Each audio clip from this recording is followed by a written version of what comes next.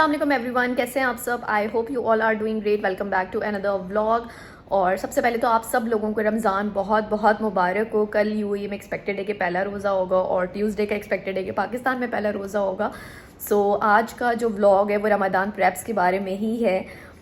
Last year मेरी जो Ramzan preps वाली वीडियो थी वो उसको सब लोगों ने बहुत पसंद किया था, तो मैंने सोचा इस बार भी मैं अपनी रमज़ान प्रेप्स जो है वो शेयर करूँ। इस बार मैंने लास्ट ईयर से थोड़ी सी ज़्यादा प्रिपरेशन की है। मैंने फ्राइडे को जो है वो पेरी बाइट्स और शामी कबाब बना लिए थे और बाकी कुछ चीज़ें मुझे सैटरडे को बनानी थी यानी कल, लेकिन कल यहाँ पे इतनी तूफ़ानी और तेज़ बारिश हुई है, हमारी इलेक्ट्रिसिटी वगैरह सब ट्रिप हो गई थी, तो आई कुडंट डू एनीथिंग। तो इसीलिए आज लास्ट डे मुझे काफ़ी कुछ करना है। तो रमज़ान डेकोर भी मुझे करनी है, प्रिपरेशन के बाद सहरी की तैयारी भी करनी है। तो मैं आज की डिटेल सारी आपके साथ शेयर करूँगी, लेकिन सबसे पहले आप जाके फ्राइडे की प्रिपरेशन चेक करके आएँ। So let's start today's vlog.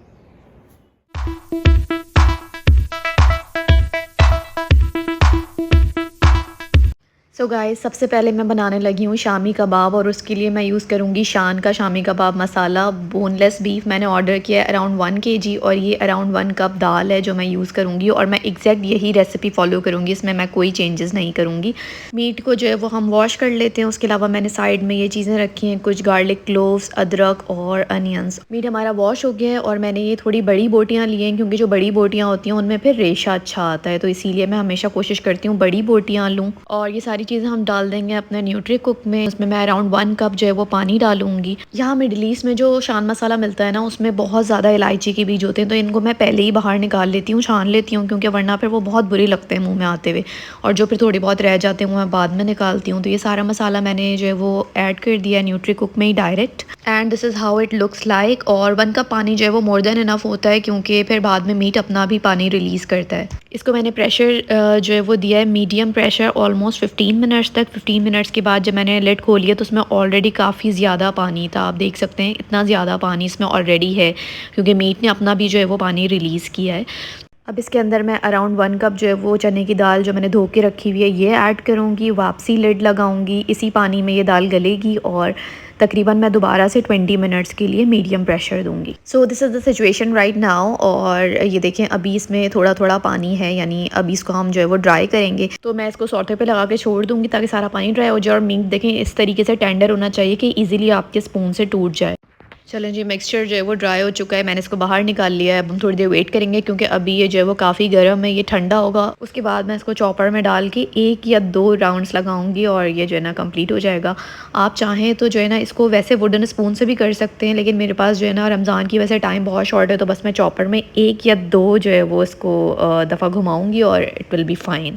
मैंने चॉपर में जो है वो 1 दफ़ा चलाया है और इसका टेक्सचर जो है वो बिल्कुल प्रॉपर हो गया है और इसमें जो है वो रेशे भी हैं। अगर आप बहुत ज़्यादा चलाते हैं तो फिर रेशे टूट जाते हैं, तो मैंने जो है वो सिर्फ 1 दफ़ा इसलिए चलाया है कि रेशे बाकी रहें। अब इसके अंदर हम ऐड करेंगे एग। मैं 1 लार्ज एग ऐड कर रही हूँ क्योंकि जो मिक्सचर है कबाब का ये मेरा इतना ड्राई नहीं है, तो इसीलिए मैं सिर्फ 1 ही एग ऐड कर रही हूँ। बाद में अगर और रिक्वायरमेंट हुई तो वो मैं फिर बाद में ऐड करूँगी। इसको बीट करके ऐड कर दें।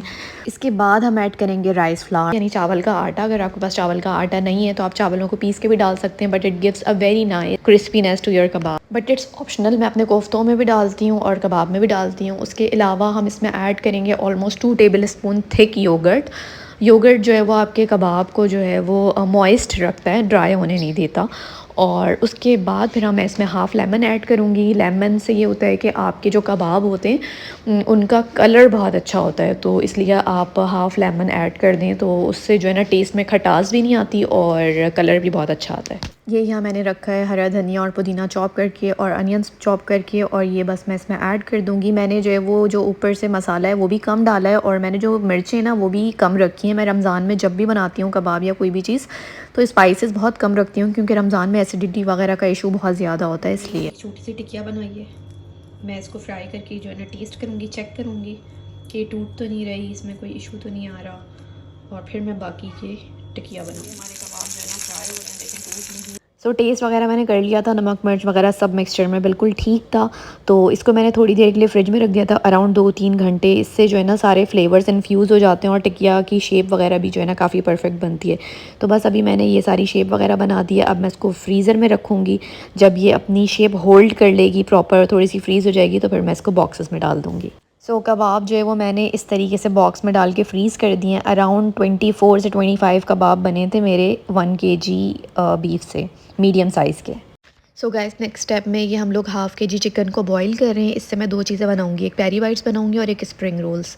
तो चिकन को वॉश करने के बाद मैं इसको बॉईल करूंगी। सिंपल जिंजर गार्लिक और नमक काली मिर्च डाल के मैंने इसको अपने न्यूट्री कुक में अराउंड 10 मिनट्स के लिए प्रेशर दे के बॉईल कर लिया है और उसके बाद हम इसको करेंगे श्रेड। मीनवाइल जब तक चिकन बॉईल हो रही है, ये मैंने कुछ हालापिनोस केयरफुल से ऑर्डर की थी, मीडियम साइज़ की मुझे मिल गई थी, तो ये मैंने ली हैं। अभी इसको वॉश करेंगे, वॉश करके हम इसको स्ट्रेनर में डाल के थोड़ी देर रख देंगे।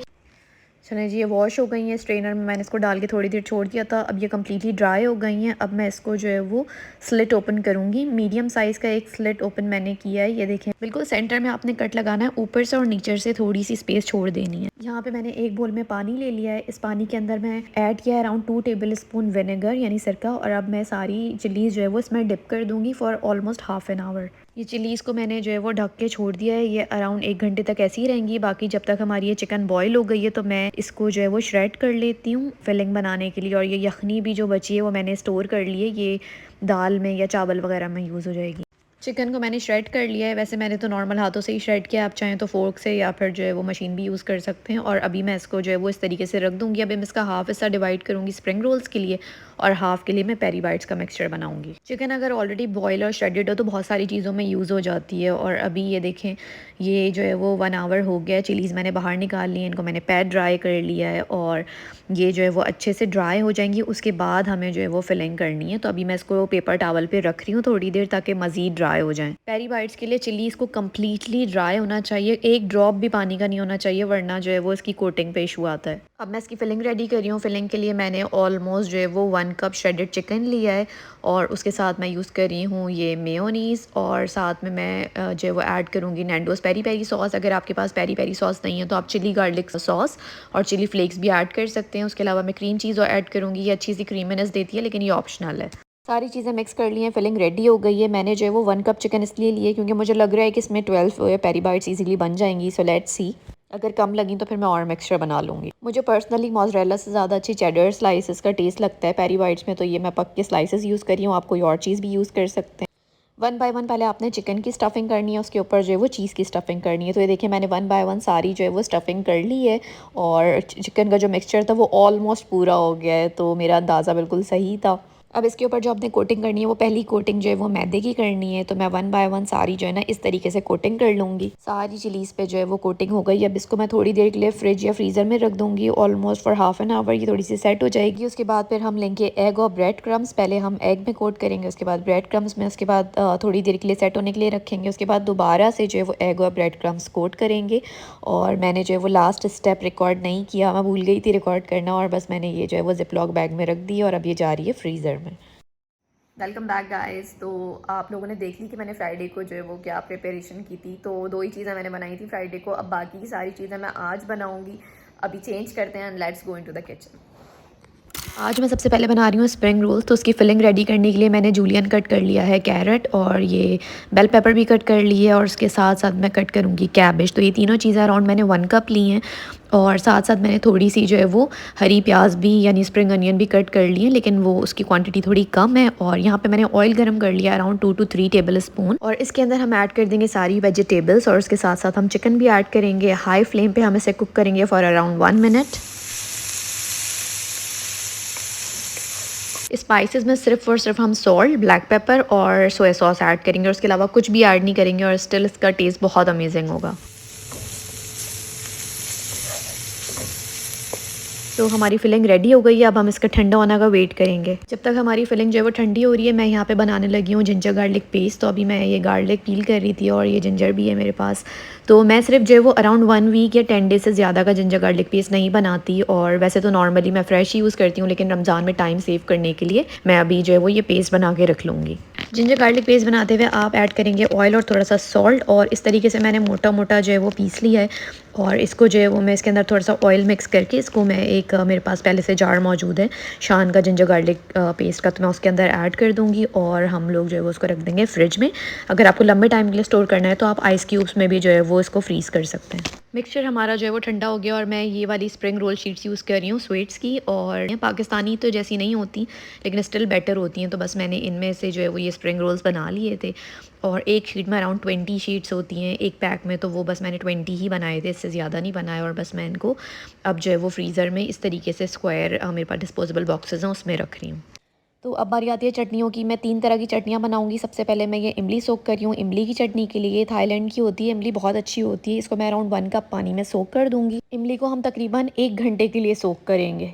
और यहाँ पे मैं जो हूँ वाइट वाला ज़ीरा रोस्ट कर रही हूँ क्योंकि ये सारी चटनियों में यूज़ होगा। ऑलमोस्ट 1 घंटे के बाद मैंने सारी जो है वो ये गुठलियाँ अलग कर ली हैं और इसका जो है वो थिक पल्प रेडी है। इसके अंदर हम ऐड करेंगे गुड़। मेरे पास ये पिसा हुआ गुड़ है तो मैं वो यूज़ करूँगी। उसके अलावा कुटी हुई लाल मिर्च, नमक, और अगर आप चाहें तो गार्लिक ऐड कर सकते हैं। मैं क्योंकि गार्लिक की अलग से चटनी बनाती हूँ तो मैं वो ऐड नहीं करती, तो मैंने ये ऑलमोस्ट अराउंड सारी चीज़ें हाफ़ टी स्पून ऐड की हैं। और जो ज़ीरा रोस्ट किया था वो भी मैंने हाफ़ टी स्पून ऐड किया है इसमें। और जो जागरी पाउडर है यानी जो गुड़ का पाउडर है वो अराउंड 4 टेबल स्पून। थोड़ा सा पानी ऐड करके हम लोग इसको स्लो फ्लेम पे कुक कर लेंगे। और जब जो चटनी है वो थोड़ी सी थिक हो जाएगी और उसमें ऐसे बबल्स आने शुरू हो जाएंगे तो हमारी चटनी जो है वो ऑलमोस्ट रेडी होगी। आप कंसिस्टेंसी अपने हिसाब से देख लें, मुझे ये कंसिस्टेंसी बिल्कुल ठीक लग रही है तो इट्स रेडी। चटनी है वो धनिया पुदीने की चटनी है ग्रीन वाली, तो ये मैंने मिंट का एक बंच लिया है और ये, लेकिन मैं एक पूरा बंच यूज़ नहीं करूँगी, मैं हाफ बंच जो है वो पुदीना यूज़ करूँगी और 1 बंच जो है वो मैं धनिया यूज़ करूँगी। तो मैं हमेशा ये 2:1 रेशो यूज़ करती हूँ। और अभी मैं इनके जो है ना पत्ते सारे निकाल लूँगी और फिर मैं इनको वॉश कर लूँगी। इसके अंदर मैं ऐड करूँगी गार्लिक 3-4 क्लोव्स, और उसके अलावा जो ज़ीरा रोस्ट किया है वो अराउंड 1 टीस्पून मैं ऐड करूँगी। और इन चारों चीज़ों को मिला के पानी थोड़ा सा ऐड करके हम इसको जो है वो ब्लेंड कर लेंगे। मैं हैंड ब्लेंडर यूज़ कर रही हूँ। अगर आप चाहते हैं कि आपकी चटनी का कलर जो है वो ग्रीन रहे और ख़राब ना हो तो आप इसके अंदर आइस क्यूब्स और ठंडा पानी ऐड करके ब्लेंड करें तो चटनी का कलर जो है वो काफ़ी टाइम तक ठीक रहेगा आपकी। ब्लेंड करने के बाद मैं इसके अंदर ऐड कर रही हूँ अराउंड हाफ़ लेमन और नमक, काला नमक, और बस ये 3 चीज़ें मैंने ऐड की हैं और बस हमारी चटनी जो है वो रेडी हो गई है। अच्छा जी, अब मैं नेक्स्ट चटनी बना रही हूँ लहसुन मिर्च की चटनी। तो ये मैं गोल वाली जो मिर्ची होती है ना बघार वाली, वो ले रही हूँ ऑलमोस्ट 15। इसको जो है वो अच्छी तरीके से धो के थोड़ी देर के लिए सोक कर देंगे अराउंड हाफ़ एन आवर के लिए, और सोक करने के बाद इसका पानी डिस्कार्ड कर देंगे। इसके अंदर हम ऐड करेंगे गार्लिक। गार्लिक डिपेंड करता है आपको कितना चाहिए, मैं अराउंड हाफ़ गार्लिक यूज़ करती हूँ, मुझे बहुत ज़्यादा गार्लिक की टेस्ट पसंद नहीं है। इसके अंदर मैं ऐड कर रही हूँ जो रोस्टेड हमने ज़ीरा लिया था अभी रोस्ट किया था वो ऐड कर रही हूँ। उसके अलावा हम लोग इसमें सॉल्ट ऐड करेंगे, थोड़ा सा पानी ऐड करेंगे और ब्लेंड कर लेंगे। चलें जी, ये चटनी ब्लेंड हो गई है। अब हमारी तीनों चटनियाँ हो गई हैं। इसका टेक्सचर देख लें, ये बहुत ज़्यादा स्पाइसी होती है तो ये जो है वो if you can handle the spice तो फिर आप बनाएं। और ये कबाब और जो पुलाव वगैरह होता है उसके साथ बहुत अच्छी रहती है। इसके बाद हम बनाने लगे हैं दही फुल्कियों के लिए फुल्कियाँ, और ये मैं रेडीमेड नहीं लेती, मैं घर में ही बनाती हूँ। तो अराउंड 1 कप मैंने बेसन लिया है, उसके अंदर 2 टेबल स्पून कॉर्नफ्लावर, सोडा, नमक और जो रोस्टेड वाला हमारा ज़ीरा था वो, ये सारी चीज़ें ऐड की हैं। हाफ़ कप पानी ऐड किया है और इसको हमने जो है वो बीटर से बीट कर लिया है। ये एक स्टिकी सा बैटर रेडी होता है। आपको इसी कंसिस्टेंसी में बैटर जो है वो रेडी करना है, ना रनी हो ना बहुत ज़्यादा थिक हो। बस बैटर बनाने के बाद आप इसको ऑयल में जो है वो मीडियम फ्लेम पे फ्राई कर लें। अभी मैं जो है वो फ्राइंग कर रही थी। थोड़ा सा मुश्किल होता है हैंडल करना, लेकिन अगर आपने एक दफ़ा ये बना ली तो फिर आपको दूसरी अच्छी नहीं लगेगी। ऑलमोस्ट हमारी जो है ना बूंदियाँ रेडी हो गई हैं। अब मैं ये ठंडी होंगी, मैं इनको जिप लॉक बैग में रख के फिर मैं इनको फ्रीज़ कर दूँगी। इसकी क्रिस्पीनेस चेक की आपने, कितनी अच्छी क्रिस्पीनेस है। और अभी जो है वो कल क्योंकि पहला रोज़ा है तो मैं ये अभी काले वाले चने जो है वो भिगो रही हूँ और इनको अब मैं सुबह में बॉईल करूँगी। अराउंड 1 कप चने जो है वो मैंने धो लिए हैं और इनमें अराउंड हाफ़ टी स्पून मैंने सोडा ऐड कर दिया है। और अब मैं इसको ओवरनाइट के लिए रख रही हूँ, ढक के रख दिया है मैंने। और सुबह में मैं न्यूट्री कुक में अराउंड 10 मिनट्स में ये बॉईल हो जाएंगे। अच्छा जी, मैं बेसन का बैटर भी जो है ना रात में ही बना के रख देती हूँ और फिर मैं नेक्स्ट डे यूज़ कर लेती हूँ। तो अभी मैंने 1 कप बेसन लिया, उसके अंदर अराउंड सारी चीज़ें हाफ़ टी स्पून डाली हैं। नमक, कुटी हुई लाल मिर्च, हल्दी, कलौंजी, ज़ीरा भी जो है ना साबुत ज़ीरा, और थोड़ा सा like a pinch of soda, ये सारा डाल के अपना पानी डाल के इसका बैटर बना लूँगी।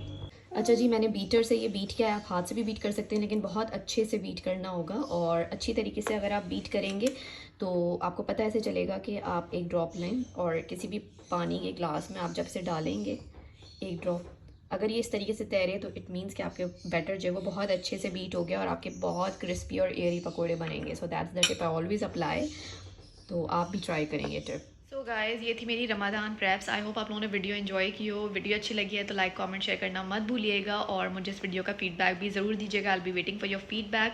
अभी मैं जा रही हूँ, मुझे रमज़ान डेकोर करना है, उसके अलावा मुझे सहरी की भी तैयारी करनी है। So it's gonna be a lot of work once again.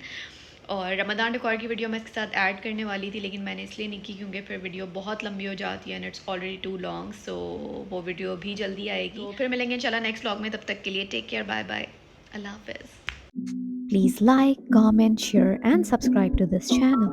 Don't forget to hit bell icon.